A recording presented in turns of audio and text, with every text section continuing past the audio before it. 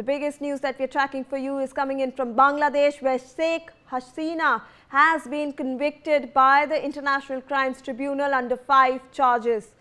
The ICT has been reading its verdict in the case against deposed Prime Minister Sheikh Hasina, who is being tried in absentia over alleged crimes against humanity committed during last year's student-led agitation that led to the fall of her Awami League government.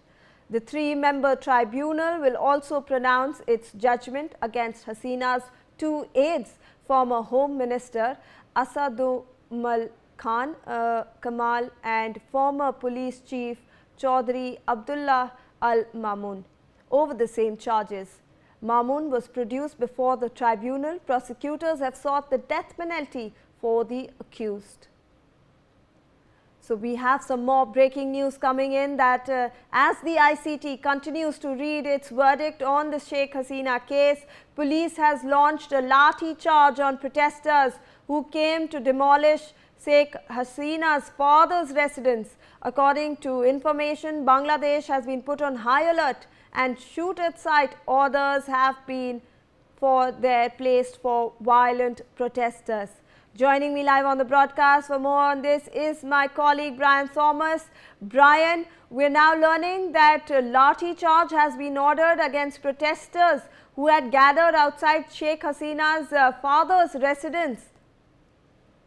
Well, yes, as of now, just a while back, we've heard Dhaka Metropolitan Police Commissioner Sheikh Mohammad Azad Ali issuing strict orders to his force, and officials have been authorized to use firearms if attempts are made to torch vehicles, hurl crude bombs or trigger violent confrontation during anticipated protests itself. And now what we're getting to know that the security forces restored to a lathi charge on protesters who attempt to demolish the house of Sheikh Hasina's father.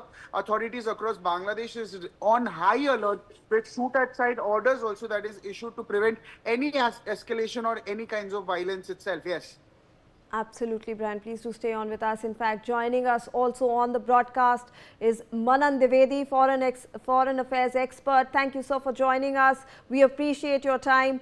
We want to understand the situation is very fragile right now in Bangladesh. We are seeing violent protests. We saw it before this verdict, and now that the verdict has been announced, we will obviously see a flare-up of this entire condition that is currently in place in Bangladesh, sir.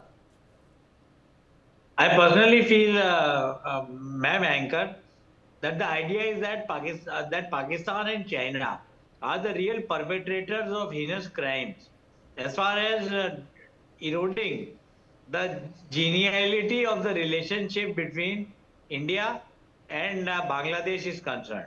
And since the coming to the seat of power or as an advisor to the interim government, Muhammad Yunus has also very surprisingly but very critically mollycoddled with the Pakistani establishment and the Chinese establishment. And you know, as far as the turmoil and the anarchy in Bangladesh is concerned, just like Gen Z in Nepal and in Pakistan, as far as POK is concerned, as far as these people are concerned, Gen Z played a great role in the abdication of power by Sheikh Hasina. Now, one of the only mistakes in the light of the jihadi and fundamentalist elements and the communist elements in China is concerned is that Sheikh Hasina had a very good relationship, had a fruitful and a positive and affirmative relationship with India.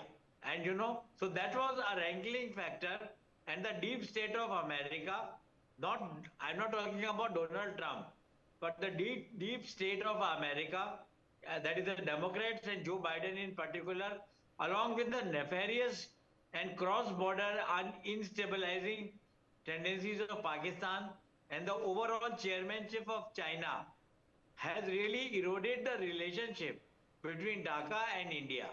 So I personally feel, what I feel is that Sheikh Hasina will continue to be for a longer time in India as far as she does not return to Bangladesh in a position of strength. That's what I would like to comment here. Sir, also how do you see this panning out for India? Because now the relationship between India and Bangladesh seems to be a little strained. Going forward, so